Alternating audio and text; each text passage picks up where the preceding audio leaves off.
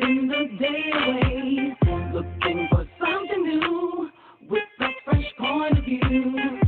Just kick back and relax. Welcome to my couch.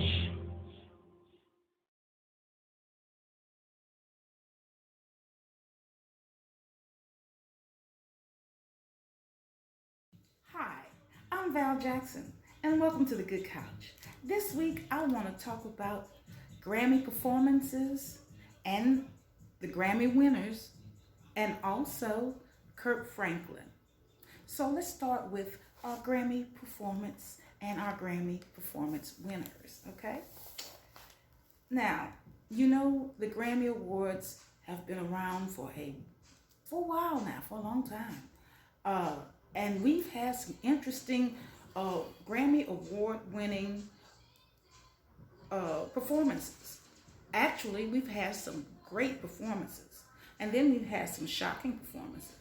We've even had shocking performances that wasn't even Grammy related, but yet and still they were shocking. So we're going to talk about some of those, okay? Number one on my list, the most shocking to me is the recent one, but I want to go in the past before we spring forward, shall we? Madonna, 1984 MTV Award winner. Yes, Madonna. You know, she slayed the 80s. She was the epitome of the 80s. The 80s look, style, culture, and even our music. You know, she was a part of that. But you know, she did a performance on MTV, the MTV Award show, Music Awards. And she did a performance of like a virgin, like a virgin, excuse me, like a virgin. And for the times, I really love it. I still love that performance. I mean, because it's in true Madonna form, fashion, and style. But a lot of people didn't like it. A lot of people had problems with Madonna in the day. I mean, because she did songs like a Prayer and Papa Don't Preach and all of these controversial songs. So, you know, she's always been one for criticism. But I just want to tell you, love you, Madonna. So to me, that's one of the most shocking. But it wasn't shocking to me because I like Madonna. But I'm just saying what the critics had put out there at the time about her performance, saying it was too provocative and just too sexual at the time. But hell, 80s was very sexual. The 80s, oh yeah, people were doing a lot of stuff they weren't supposed to be doing in the 80s. So let's fast forward a little bit to Janet Jackson and Justin Timberlake's performance at the Super Bowl. Now, we all know how that went. Everything was good. Everything was hitting. Super Bowl was happening. The halftime show, we anticipated, and it was good. Until that moment where Justin Timberlake grabbed Janet Jackson's blouse and pulled where her breast could be revealed or be shown to the world. And that was shocking. That was very shocking. I mean, the men in there, they were tripping. Yeah, where I was at that time watching the show was a little place across the bay in Daphne, Alabama. And oh my, everybody was like, and the men was like, oh, did you see that? Oh yeah, ooh, yeah, they went, apey, wild. But that was shocking, and it was a lot of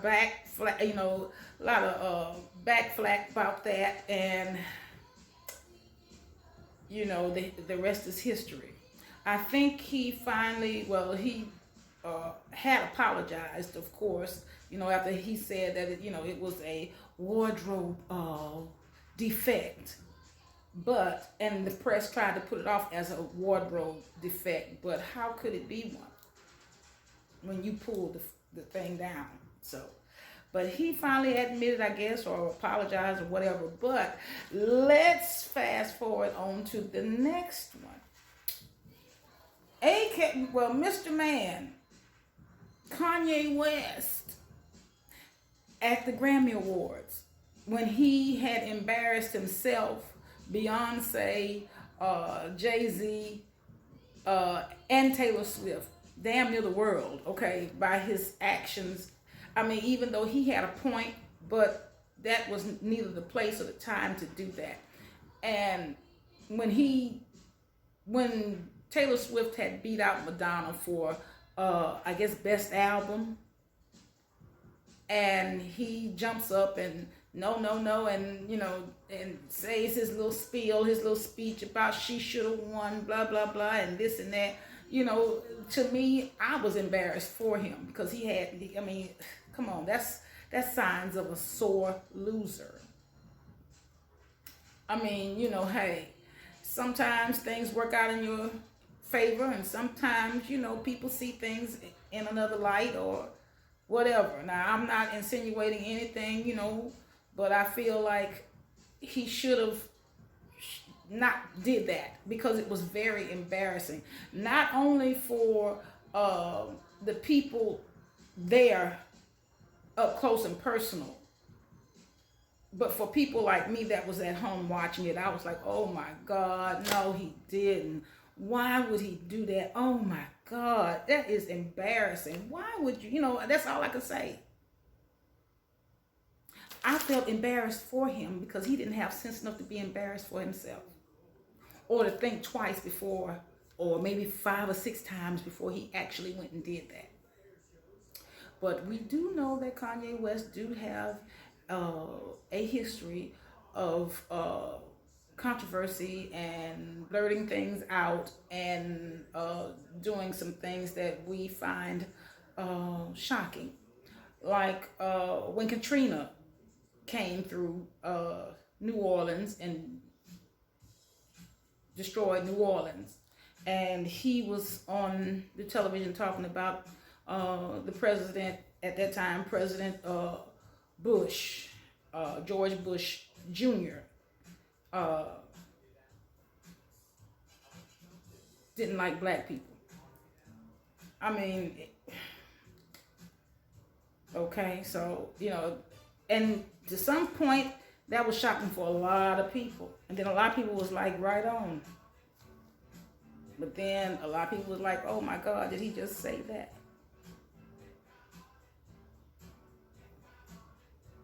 But I just want to congratulate Taylor Swift for winning the Album of the Year. And she is the only woman that has won Album of the Year 3 times. Yes, 3 times. She's the only woman that has done that. So congratulations to you, Taylor. And also to Beyonce. Beyonce has won, so many awards. I can't really, it's my fault. I thought I'd written it down, but I didn't. But she is tied with Quincy Jones. Now, everybody, my age and maybe a little younger and older that knows about music knows about Quincy Jones, baby. Quincy Jones is the man. He is the maestro of the American soundtrack, because he's done soundtracks to the movie The Heat of the Night, and I do believe he has some things to do with, I know he and Ray Charles almost damn near grew up together and done so much music together. And he also played with I think Duke Ellington. He started off very young in a band with Duke Ellington back in the day. I mean, this man has a body of work that very few could stack up with. Very few. But Beyonce won an award, a Grammy Award for the remix of uh, what is it? Savage. Yeah, I don't know why I don't remember that, but it's Savage with Megan Thee Stallion. Now we're gonna get to Megan in a minute, but she won. They both won an award uh, for that song, and also she also won an award with her daughter, Blue Ivy. Yes, Blue Ivy, little Blue Ivy. She they did this on Brown Skin Girl, and I mean I love that song. It's a beautiful song, and they both won a Grammy for that song. So I just want to say to Beyonce, congratulations. I know you're the first woman to win that many Grammy Awards, and also you and Quincy Jones, uh, you've tied Quincy. So for the first woman to get that honor, I just want to say congratulations to you. And also, I want to talk about Cardi B and Megan Thee Stallion. Congratulations to you both. But you know, when Cardi B came out with the song "Money," and she performed that on the Grammys, the first time she performed on the Grammys a couple of years ago. Oh man, I loved it. I mean, I love Cardi B. I love her because of where she came from, how she rose up from being, you know, from just say from the palace, from the pole to the palace. Okay, I love what she's accomplished. I mean, because she really worked hard and she accomplished a lot. And I love that show that show she performed, that performance of Money. I love that on the Grammys. I mean, it was just like a Las Vegas show. I mean, really and truly, it was like a big Las Vegas performance, and just classy, and I really enjoyed it. But I like the song now with her and Megan Thee Stallion, with Cardi B and Megan Thee Stallion. I like that. It's WAP, and we all know what WAP stands for. And if you don't, look it up, okay? Because I really don't want to get into it. But and I like the song because I know what they, you know, what their stick is, what they do, and you know, either you like it or you don't. You don't have to listen to it. You don't have to look at them. But Megan Thee Stallion, aka Tina Snow, and Cardi B did the performance this past week, and it was shocking. It really was. You know, I know what you do, and that's great. I'm glad you're making a statement. You're doing your thing. More power to you, but it could have been toned down a little bit. And then a lot of the people are having a lot of problems, a lot of backlash about that performance have been said. You know, lot.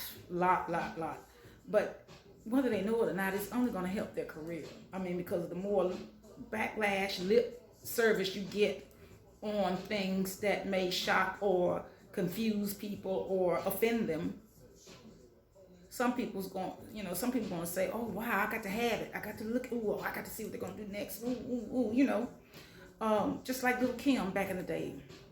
Little Kim and Foxy Brown, and you know, Monifa, people like that. You know that. And Millie Jackson. Oh, let's not forget about Millie. Oh, yes, Millie. Those type of performers. No nonsense performances. Miley Cyrus. Even Miley Cyrus. What is her name? Oh, Britney Spears. Yeah. Those are the type of people that, are raw. and touching a lot of things that's going on today as far as uh, sex and sexual preferences and things like that. I mean, like I said, it could have been toned down, but that's what they do. That's what they sell. Sex sells. So, I mean, that's just what it is. It is what it is.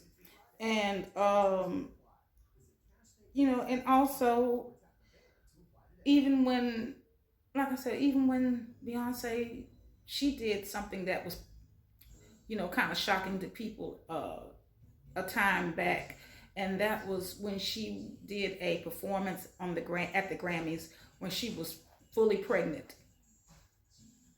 and she was dressed like a black Madonna.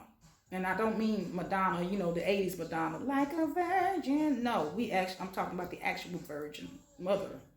Uh, or some kind of a goddess where she had, she was showing the bump and dressed kind of provocative, and she had the crown, this looked like a big sun crown, or something like you would see some people have in their home, featuring the Virgin Mary with you know, with that type of crown.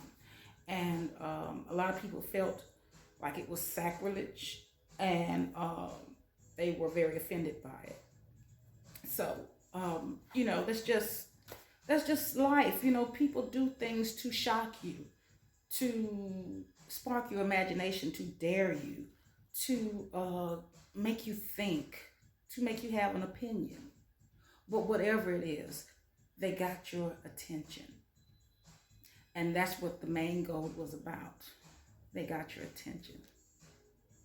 So I want to go to my next topic, which is Kirk Franklin. Now, a lot of people know Kirk Franklin. He's a world-renowned well, I don't know if he's a musician, but I guess he is a musician, choir director, or whatever you want to call him. But he is world-renowned in the Christian music, and he has won many awards. Some of his songs are "Stomp" and "Do You Want a Revolution," and uh,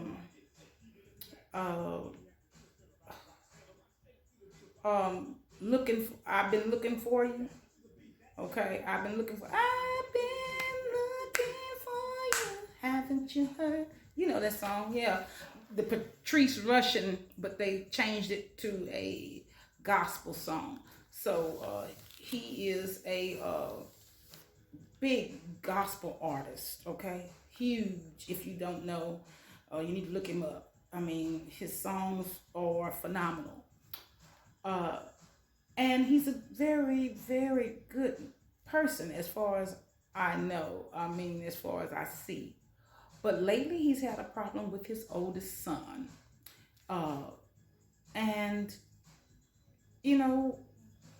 if you're a parent like me, your children might try you. They probably feel like they're entitled, even if you don't have nothing and you're struggling.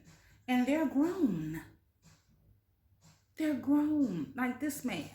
Grown, 34 years old, something, yeah, 33, 34, something like that, but too damn old, okay, to be worrying your daddy.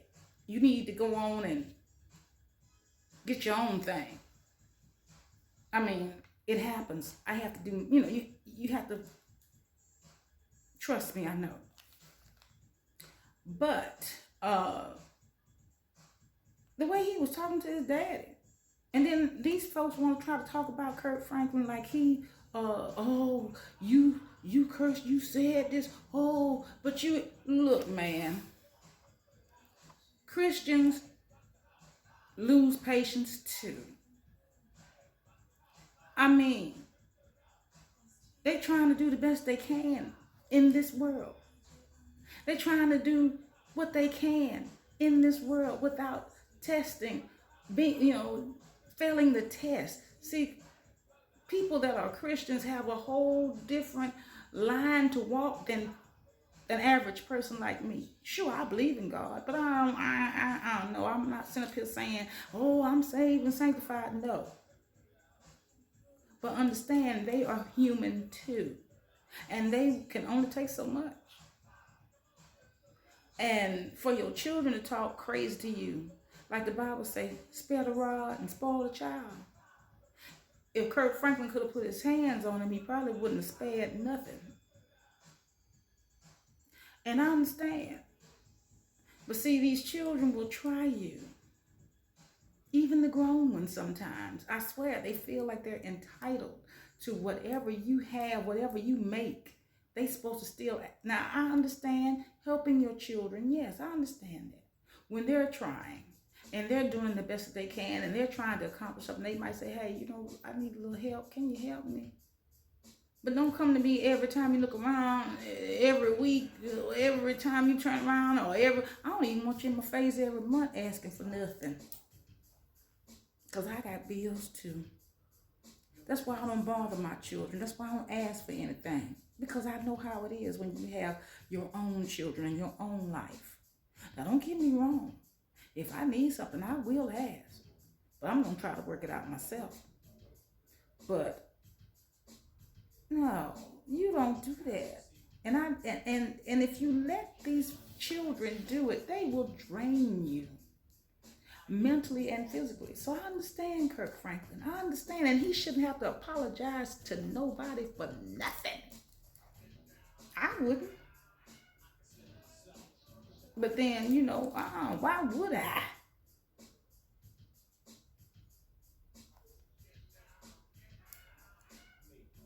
I mean, hey. But like I said, some people, even grown people my age, feel like they're entitled to everything, and you're not. When you didn't work for it, you're not entitled. I am with you, Kirk Franklin, 100%. I am.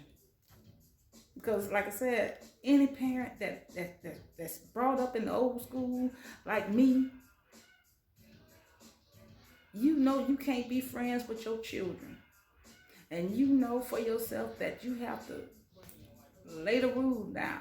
Now, I'm not telling anybody to beat the hell out their children. I'm not telling you to do that. It wouldn't hurt. But don't kill them or anything. But I'm not telling you to do that. Because, see, times have changed. See, we used to get beat. And let me tell you the truth. I deserved them. Some of them I didn't. But for the most part, I deserved some of them. And I went to school. And when I went to school, if you messed up at school, they ask you, do you want to take licks or do you want to call your parents? Well, you ain't calling them. No, I'll take the licks. Because I know I was wrong and I got caught up. So I'll take the licks. But you ain't calling them. Because I may not return back to school tomorrow the same way I came in today. So I rather just take them licks, okay? But I just want to say to all of you out there, things are hard, but we can make it. Even celebrities going through hell. But keep your head up. Keep it moving.